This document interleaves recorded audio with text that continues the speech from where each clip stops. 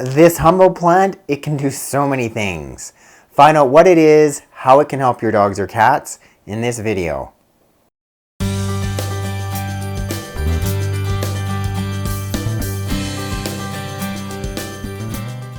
Hello, welcome back to my channel. If you're new, welcome. If you've yet to do so, click there to subscribe. And then when you click that link directly in the box below, I can send you a copy of my free book. So what is this plant, you guys may be wondering? So this scraggly looking plant here, it's called plantain. And believe it or not, it's one of the more versatile medicinal plants that is easily available to all of us, most of us worldwide. There's approximately 200 species worldwide, about 35 in North America. And you know what? It's probably in your backyard right now. Once you know what it looks like, you'll find it so easy to spot. It's kind of everywhere. It's kind of one of those like weeds. It kind of seems to grow in amongst the grass. So this is my lawn, and as you can see, there is just a bunch of snow everywhere. But if you look closely there, you can see those, what looks like grass. They're actually stamens sticking out of the snow in between the grass. Guess what? That's plantain. Didn't realize that I had this, what I thought was a weed everywhere. Guess what? It's a medicinal herb. You know what? If I have it, you probably have it. The parts of the plant that are medicinal are the leaves. The problem now is that it's winter, so I'm not going out there to get myself some fresh plantain plant leaves. So, as maybe you're in the same situation, gone to my natural health store, Nature's Health, and I've got myself some dried plantain leaves. Normally you would take the leaves of the plant, maybe chew on them, put them on your skin, or your dog or cat skin obviously. We don't have that option, so what we're going to be doing is I'm going to take 2 tablespoons of the dried leaves. There's here. We're going to add a little bit of water. We're going to let that sit, turn that into a poultice, and then try it on the Tulemeister. So as you guys can see, our leaves are slowly taking on some of the moisture.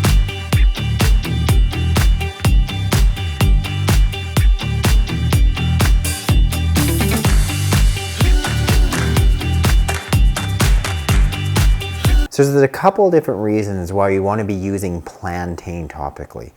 First of all, if your dog and or you have any type of insect sting, say your dog has been stung by a bee, you've been stung by a bee, it's a really great option to use topically as an anti-inflammatory and also actually help draw out that sting, relieve some really immediate inflammation. So what you'd want to be doing, and I'm going to demonstrate it on my hand because I think that's probably going to be easiest as opposed to little Tula who wants to eat it but who does not have clear skin and not really good at demonstrating. So let's just say I was stung here on the wrist, right? So they're saying just take, half a teaspoon or a teaspoon, as much as you need to. Put that right on top of your skin so it's a little bit moist, as you can see. And then they're saying instantly, actually my skin already feels a little, I don't know if it's numbish or something.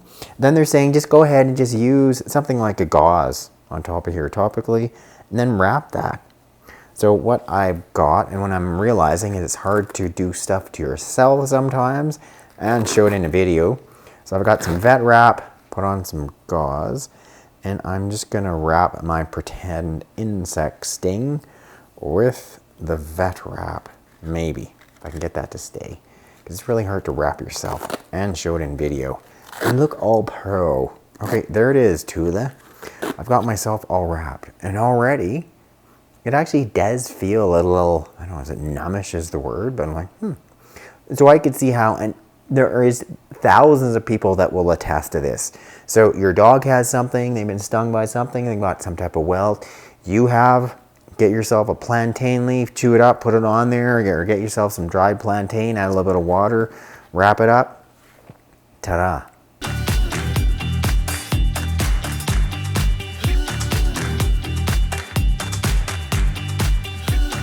Second, for cuts and wounds. Plantain is also antibacterial, so anytime you've got an injury, and primarily because we are a veterinary channel, should be talking about dogs and cats, So say little Tula here has been bitten and we're like, oh, I want to put something on topically that's going to help deal with the infection, speed some healing, maybe provide some natural pain relief. Plantain is a great option, especially as a plantain poultice once again. So let's just bring little Tula over here. Good girl. You're gonna, yes, oh, you just sit down. Show the nice people of YouTube how cooperative you can be. She can be cooperative. And let's imagine you got a little cut here on your paw. I'm just gonna put on some of this moistened plantain leaf right on there, Tula. There, look, already your little cut feels better. And it'd be something where once again you could put a little bit of gauze on there. Oh, good girl, Tula. Let's show them how easy it is. We are going to heal up your wound. Okay? And, you know, put that on, wrap that, do that twice a day. Another simple, inexpensive, natural option.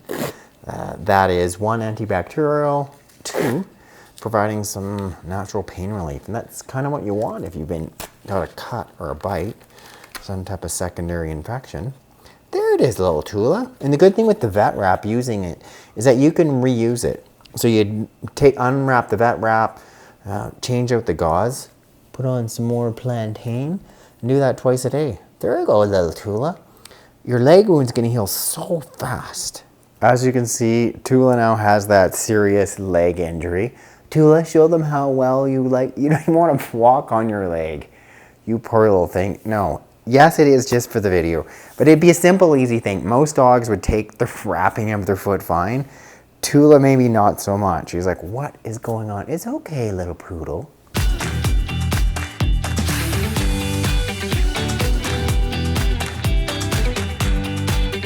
We're gonna be using a plantain tea for a number of different things. So I'm gonna put in a couple of tablespoons of the plantain leaf into my handy dandy bodum.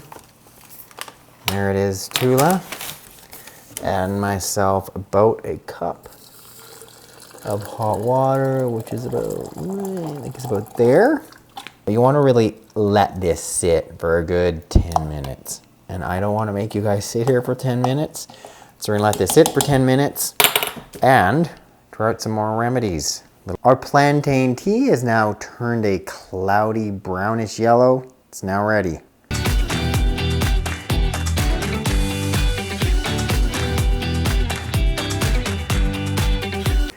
Plantain tea may be used to help our dogs and our cats that have allergies.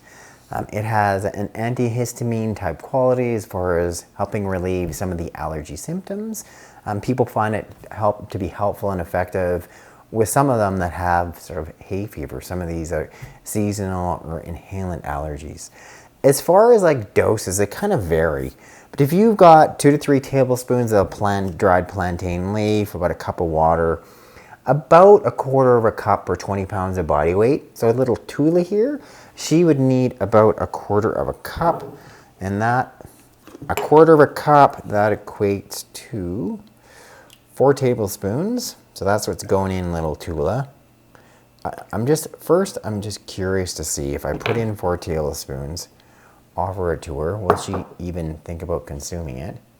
Oh, you're licking it. Good girl. Here, have some plantain tea.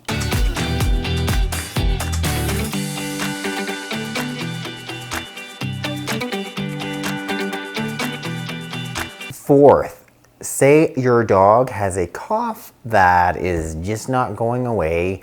Say you've tried the honey, you've tried the lemon, you've tried licorice, nothing's working. Plantain is a really good option. It's also got some great anti-cough properties. And what some of the herbalists claim is it's more actually getting to the root of the problem as opposed to just, dealing with the inflamed airways. So I'm just gonna do a little sip of the tea. I'm curious to see, it actually tastes kind of nice. Wow. It's so great to try these remedies and actually find something that tastes good, because I'm like, oh, maybe I'll be making myself some plantain tea. So if Tula were to have a chronic cough that was not going away, I would once again be giving her about 60 mils, which is 4 tablespoons of this plantain tea twice a day. Here, have some plantain tea, little Tula. Good girl. Here. No, it's not medicine. It's good for you. It's a tea. Here. Okay, how about if we just do a little teaspoon?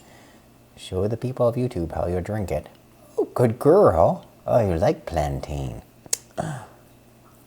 There. There you go. Here, have some more. Good girl.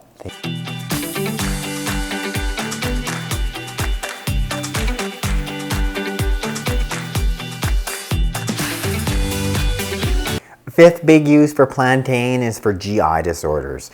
So say your dog has eaten something, he's got diarrhea. Or say you're even dealing with something more ongoing vomiting diarrhea, say from inflammatory bowel disease. One of the real good options is using plantain. It can help sort of soothe the inflamed intestinal tract. Maybe decrease some of the secondary inflammation that you'll see in inflammatory bowel disease. A couple ways to give it. First, you could consider once again the tea. So, for Tula, about 60 mils, a quarter of a cup twice a day per 20 pounds of body weight. But another even easy option could be the leaves. So you could just pluck yourself some plantain leaves, that weed that's growing in your lawn, growing all over my lawn, by the way, and mix that into your dog's food. I'm gonna see what Tula thinks about these dried leaves. Oh, look, here's some dried plantain. Good girl, do you want some? There. Oh, good girl. Oh, she likes plantain. That's awesome. There you go, it's good for you. Good girl, yes. Good girl. And you are pretty fussy about what you'll eat. Good girl. So there you have 5 really useful things for the humble plant plantain. I wish I could show you a better specimen. There's another picture of it, how it will look throughout most of the year. Some of you may have it growing in your lawn right now. Just go out and check on it and try it out. I'm actually gonna start incorporating it. And I think I'm gonna start just drinking it as a tea. It tastes really nice. Super inexpensive. Like this, big bag that I got, it went down to my natural health store. Cost me all of $3.12 for all that dried plantain. So very cost effective as well. Thanks so much for watching this edition of Veterinary Secrets on Plantain, the humble plant. If you've yet to do so, click up there to subscribe. And then when you click that link directly in the box below, I can send you a copy of my free book.